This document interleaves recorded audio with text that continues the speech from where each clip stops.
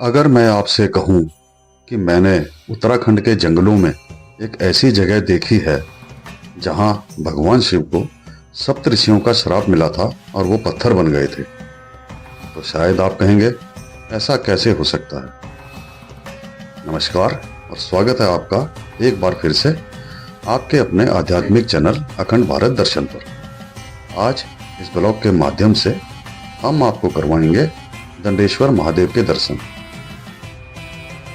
यही वो पवित्र स्थान है जहां भगवान शिव को पत्थर की शिला में बदल जाने का श्राप मिला था।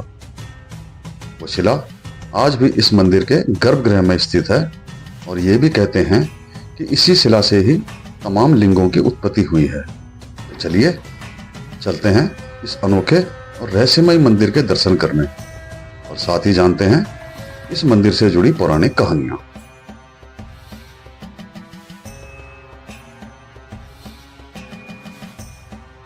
कहते हैं इस पावन स्थान पर सप्तऋषि और अनेक साधु वर्षों से तपस्या कर रहे थे। यह क्षेत्र प्रकृति की गोद में बसा अत्यंत शांत और दिव्य था। एक दिन भगवान शिव भ्रमण करते हुए इसी स्थान पर पहुंचे। यहाँ की ऊर्जा, तपस्वियों की साधना और वातावरण ने उन्हें इतना आकर्षित किया कि उन्होंने यही कुछ समय बाल स्वरूप में ध्यान लगाने का निश्चय किया। उनका बाल स्वरूप अत्यंत तेजस्वी और मोहक था। एक दिन एक ऋषि कन्या जब पास के जल स्रोत से पानी भरने जा रही थी, तभी उसकी नजर ध्यान मग्न शिव के उस बाल रूप पर पड़ी। वह बालक इतना शांत, इतना दिव्य था कि वह कन्या उन्हें अपलक निहारती रह गई। समय का जैसे बोध ही नहीं रहा और वह घर लौटना भूल गई। जब कन्या देर शाम तक वापस नहीं आई तो ऋषि और साधु चिंतित हो उठे।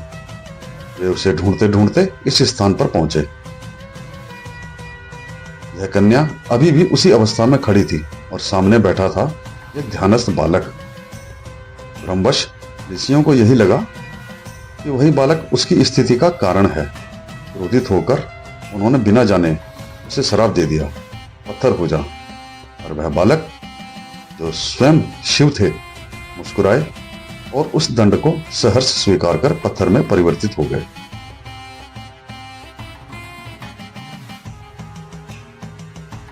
कहा जाता है ये ही वो मूल शिला है जिससे आगे चलकर सभी शिवलिंगों की उत्पत्ति हुई। हर मंदिर का शिवलिंग, हर साधना का केंद्र, सबकी जड़ें यही जुड़ती है। यानी दंडेश्वर महादेव सिर्फ एक मंदिर ही नहीं, यह सभी लिंगों का बीज स्थल है। यही शिव का मौन सृजन है।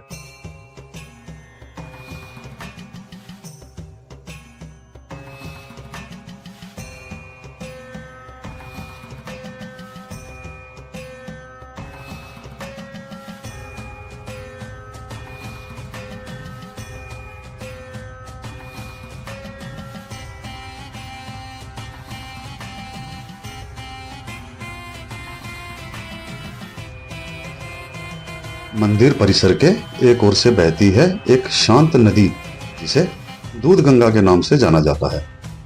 पुरातन कथाओं के अनुसार यह नदी निकली है कूट कैलाश पर्वत से और इस नदी में जल की जगह दूध बहा करता था। एक बार एक साधु ने लोभ में आकर इस नदी में से एक कमंडल दूध भर लिया और उस दूध से खीर बनाकर खा ली। उस दिन के बाद से इस नदी में दूध की जगह जल बहने लगा, लेकिन इस जल का रंग आज भी हल्का दूधिया है। कूट कैलाश पर्वत में इस नदी के उद्गम स्थान पर आज भी कामधेनु माता के थन और भगवान शिव के पावन चरणों के निशान देखे जा सकते हैं।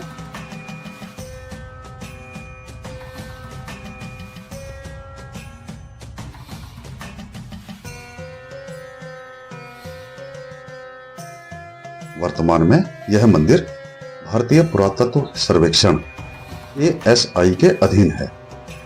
दंडेश्वर मंदिर लगभग 2500 साल पुराना है और गुप्तोत्तर और पूर्व मध्यकालीन युग से संबंधित है, जो इसे भारत के सबसे प्राचीन मंदिरों में से एक के रूप में स्थापित करता है।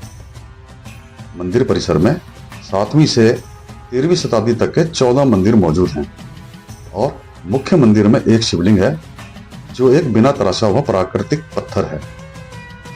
ये वही पत्थर है जो श्राप के बाद पत्थर में बदल गया था।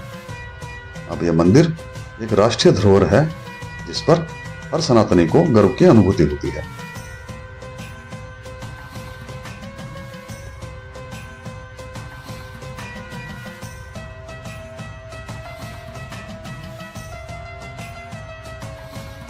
दंडेश्वर महादेव मंदिर उत्तराखंड की जागेश्वर घाटी में स्थित है, जहां पहुंचना एक आध्यात्मिक यात्रा और अनुभव देता है। अगर आप हरिद्वार से आ रहे हैं तो यह मंदिर लगभग 280 किलोमीटर की दूरी पर स्थित है। निकटतम रेलवे स्टेशन काठगोदाम है, जो यहाँ से लगभग 115 किलोमीटर दूर है, जबकि सबसे नजदीकी हवाई अड्डा पंतनगर है, जिसकी दूरी लगभग 150 किलोमीटर है। इन स्थानों से टैक्सी या बस के माध्यम से आप अल्मोड़ा तक पहुंच सकते हैं, जो इस क्षेत्र का प्रमुख नगर है। अल्मोड़ा से जागेश्वर की दूरी लगभग 35 किलोमीटर है और सड़क मार्ग से आसानी से पहुंचा जा सकता है। रुकने के लिए यहाँ कई विकल्प उपलब्ध हैं। सरकारी KMBN यानी कुमाऊं मंडल विकास निगम गेस्ट हाउस एक अच्छा विकल्प है, जो सुविधाजनक और किफायती होता है।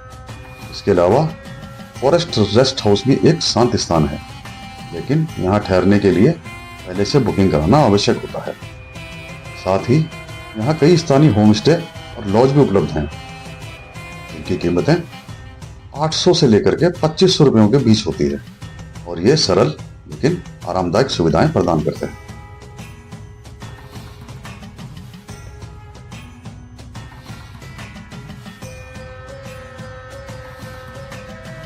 दंडेश्वर महादेव एक ऐसा स्थान जहां हवा में भी तप और तितिक्षा की अनुभूति होती है, जहां केवल एक मंदिर नहीं बल्कि एक गूढ़ मौन निवास करता है। यह वही स्थान है जहां भगवान शिव स्वयं अपनी मर्यादा निभाते हैं, जहां देवों के देव भी ऋषियों के श्राप को सिर झुकाकर स्वीकार करते हैं। यहाँ शक्ति का प्रदर्शन नहीं बल्कि नम्रता में छुपा हुआ परम वैराग्य दिखाई देता है। यहाँ जो श्राप है वह विनाश नहीं, सर्जन का माध्यम बन जाता है। यहाँ की हर चट्टान, हर वृक्ष और हर झरना जैसे शिव की कथा को मौन में सुनाता है। पत्थरों में भी सृष्टि पलती है और सन्नाटे में भी ब्रह्म की आट सुनाई देती है। दंडेश्वर महादेव का यह मंदिर सभी को नहीं बुलाता। यह कोई आम तीर्थ नहीं, यह एक आंतरिक बुलावा है। यहाँ उन्हीं की यात्रा पूरी होती है जिन्हें स्वयं शिव बुलाते हैं, और जब वो बुलाते हैं तो शब्दों की कोई आवश्यकता नहीं रहती। फिर चाहे आप प्रश्नों से भरे क्यों न हो, यहाँ पहुंचकर मौन में ही आप वो सब समझ जाते हैं जो कोई ग्रंथ, कोई उपदेश या कोई गुरु आपको कभी नहीं समझा सकता। यहाँ शिव स्वयं उत्तर बन जाते हैं और दंडेश्वर एक प्रश्न नहीं, समाधान बनकर खड़ा होता है।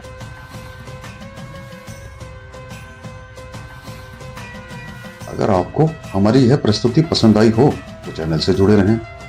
ऐसे ही और भी रहस्यमयी, ऐतिहासिक और आध्यात्मिक यात्राओं के लिए इस वीडियो को लाइक करें, शेयर करें, चैनल को सब्सक्राइब जरूर करें।